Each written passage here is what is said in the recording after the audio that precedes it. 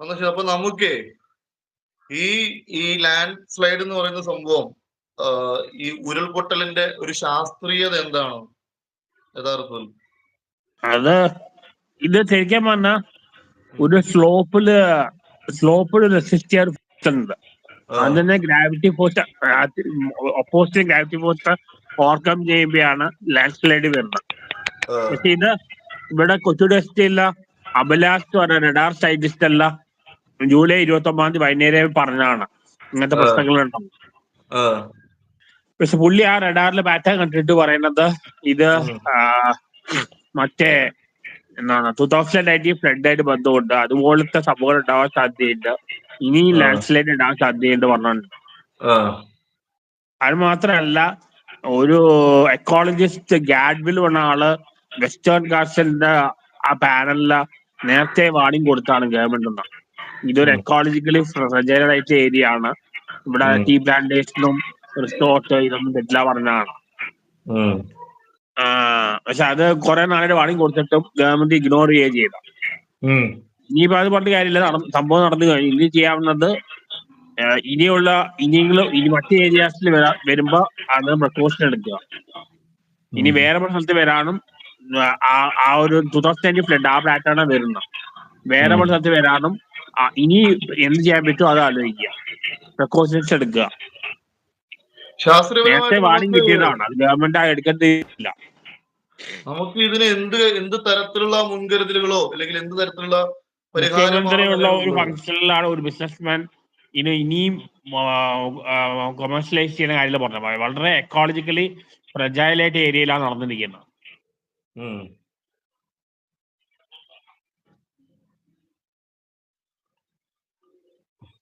അത് എക്കോളജി വർഷമായിട്ട് റിപ്പോർട്ട് ഉണ്ടാക്കിയതാണ്. എന്താണ് നമുക്കിതിനെ ശാസ്ത്രീയപരമായിട്ട് എന്ത് തരത്തിലുള്ള മുൻകരുതലുകളും തയ്യാറെടുപ്പുകളും എടുക്കാൻ ഇത് ഇപ്പൊ ഇവിടെ കൊച്ചു യൂണിവേഴ്സിറ്റിയിലെ പറയണ്ട ഇങ്ങനത്തെ ആളുകൾ മാത്രം താമസിപ്പിക്കുക. ഇനിയിപ്പോ അതാ ചെയ്യാൻ പറ്റുള്ളൂ. അങ്ങനെ വളരെ ചെയ്ത് ഇപ്പൊ ഉള്ള എന്തായാലും ഇനിയും പലയിടത്തും വരാൻ സാധ്യതയുണ്ട്. ഇത് വയനാട്ടിൽ മാത്രമല്ല, പലയിടത്തും വരാൻ സാധ്യതയുണ്ട്. അപ്പൊ അതിനുള്ള പ്രിക്കോഷൻസ് എടുക്കുക, അതേ പറ്റുള്ളൂ. ഷോർട്ട് ടേം ആയിട്ട് പ്രിക്കോഷൻ ഇപ്പൊ ജീവൻ രക്ഷിക്കുക, ലോങ് ടേം ആയിട്ട് വേറെ വളം ചെയ്യേണ്ടി വരും. ഈ ഗ്ലോബൽ വാർമിംഗ് അല്ല, ഈ ഇൻഡസ്ട്രിയൽ റവല്യൂഷൻ പോലെ തുടങ്ങിയതാണ്. അത് ഈ പ്രകൃതിയെ ചൂഷണം ചെയ്യാൻ തുടങ്ങിയതാണ്. ഇവിടെ ഈ ഇതിന്റെ അടുത്ത് കുറെ ക്വാറീസ് ഉണ്ടായിരുന്നു. ക്വാറീസിൽ ഉണ്ടാവുന്ന വേവ് അല്ല അടിയിൽ കൂടി ജനറേറ്റ് ചെയ്തൊക്കെയാണ് ഈ പ്രശ്നം ഉണ്ടാക്കിയത്. ഇനിയിപ്പോ അത് പറഞ്ഞ കാര്യമില്ല, ഓൾറെഡി സംഭവം നടന്നു കഴിഞ്ഞു.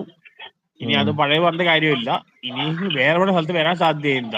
അത് നേരത്തെ പ്രൊക്കോഷൻ എടുത്ത് ആൾക്കാരെ മാറ്റി താമസിപ്പിക്കുക, ഇതൊക്കെയാണ് ചെയ്യേണ്ടത്. അത് പ്രാവർത്തികമാകുമോ? ഇപ്പോ അങ്ങനെ മാറ്റി താമസിക്കാൻ പറയുന്ന സമയത്ത് മുല്ലപ്പെരിയാർ ഡാമിന്റെ കാര്യം പറഞ്ഞ ആൾക്കാർ പറയും. പക്ഷെ മുല്ലപ്പെരിയാർ ഡാമിലുള്ള ടെക്നിക്കലി അറിയാവുന്ന ആൾക്കാർ വേറെ ഒപ്പീനിയൻ ആണ്.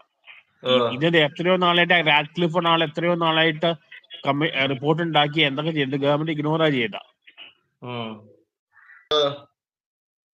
ഇനിയിപ്പോ പഴയ കാര്യം പറഞ്ഞ കാര്യമില്ല, അതിപ്പോ പറഞ്ഞ കാര്യമില്ല. ഇപ്പൊ ഇവിടെ കൊച്ചു ടെസ്റ്റിലെ റഡാർ സൈന്റിസ്റ്റ് അല്ല മറ്റേ അഭിലാഷ് അല്ല പറയുന്നത് ഇനിയും ഈ 2019 ഫ്ലഡ് ഉണ്ടാവാനും ഇനി പലയിടത്തും ലാൻഡ് സ്ലൈഡ് ഉണ്ടാവാൻ സാധ്യതയുണ്ടെന്ന് പറയണ്ട. കഴിഞ്ഞ ജൂലൈ 29 വൈകുന്നേരം റഡാർ ഡിസ്പ്ലേ കൊടുത്താണ്. ജൂലൈ കഴിഞ്ഞ 2 ആഴ്ചയായിട്ട് വയനാട്, കാസർഗോഡ്, കോഴിക്കോട്, കണ്ണൂർ, ഇവിടെയെല്ലാം മലപ്പുറം ശക്തമായ മഴയായിരുന്നു. മാത്രമല്ല ഇന്ന് ഞാനിപ്പോ നമ്മൾ കാസർഗോഡാണല്ലോ. അപ്പൊ കാസർഗോഡ് ഈ ചെറുക്കളം ചട്ടഞ്ചാലുകളുടെ ചെറുക്കളം ഈ അറേബ്യൻ സീയിലെ വെള്ളം ഭയങ്കരമായിട്ട് ചൂടായി മുകളിലേക്ക് പോയി ക്ലൗഡ് ഉണ്ടാവുകയാണ്.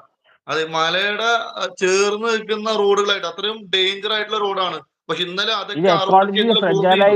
ഒരു മുൻകരുതലാണ് പ്രശ്നം വരുന്നത്. അപ്പൊ എനിക്ക് തോന്നുന്നു ഇപ്പോ എല്ലാ തരത്തിലും കേരളം മുൻകരുതലുകൾ എടുത്ത് നിൽക്കുകയാണ്. ഇപ്പോ ഒരു ദുരന്തം കഴിഞ്ഞതുകൊണ്ട് അടുത്തൊരു ദുരന്തം ഇല്ലാതിരിക്കാനുള്ള മുൻകരുതലുകൾ ചെയ്യുന്നുണ്ട്. ഹലോ, എന്താ സന്തോഷ്? റഡാറിലെ പല ഇമേജസ് കണ്ടപ്പോ ആ അഭിലാഷ് എന്ന ആൾക്ക് തോന്നിയത് 2019 വന്ന ഫ്ലഡ് ആയിട്ടാണ് സിമിലാരിറ്റി തോന്നുന്നത്. തീർച്ചയായും നമുക്ക് ഗവൺമെന്റ് ഒരുപാട് പോരാൻ പറ്റി. ഇനിയിപ്പോ അത് പറഞ്ഞ കാര്യമില്ല, അത് പിന്നീട് പറയാം.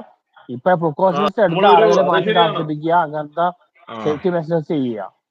അല്ല, ഒരു ദുരന്തം കഴിഞ്ഞിട്ട് പിന്നെ അത് അങ്ങനെ ചെയ്തില്ല ഇങ്ങനെ ആവുമോ, ഇങ്ങനെ ചെയ്തില്ല അങ്ങനെ ആകുമോ എന്നുള്ള ക്രിട്ടിസൈസ് ചെയ്തിരിക്കാൻ ആവശ്യമില്ല. അത് പിന്നീടാ. ഇപ്പൊ നമുക്ക് അത് പിന്നീട് ചർച്ച ചെയ്യാം. ഇപ്പൊ വേറെ പല ഏരിയയിൽ ഇത് വരാൻ സാധ്യതയുണ്ട്. അവിടെ ആൾക്കാരെ ഹെൽപ്പ് ചെയ്യുക. അതെ അതെ, അതിന് വേണ്ടിയിട്ടുള്ള മുൻകരുതലുകൾ ഇപ്പൊ തന്നെ ഇതിനെ കുറിച്ച് റിപ്പോർട്ട് പറ്റുന്ന പിന്നീട് ഉണ്ടാക്കാമല്ലോ ആൾക്കാർക്ക്. ഈ മാറ്റി പാർപ്പിക്കുക എന്ന് പറയുമ്പോ അതിന് വേണ്ട ഒരു കാര്യങ്ങളും നമുക്കിടെ ആവശ്യമുണ്ടേ.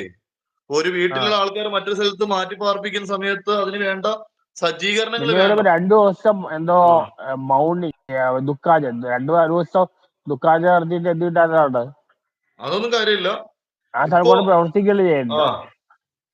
വയനാടിന് സപ്പോർട്ടായിട്ട് എല്ലാ ജില്ലകളും വയനാട്ടിലെ മറ്റേ രാഹുൽ ഗാന്ധി അവിടെ ഹെൽപ്പിന് കിട്ടിയേക്കും.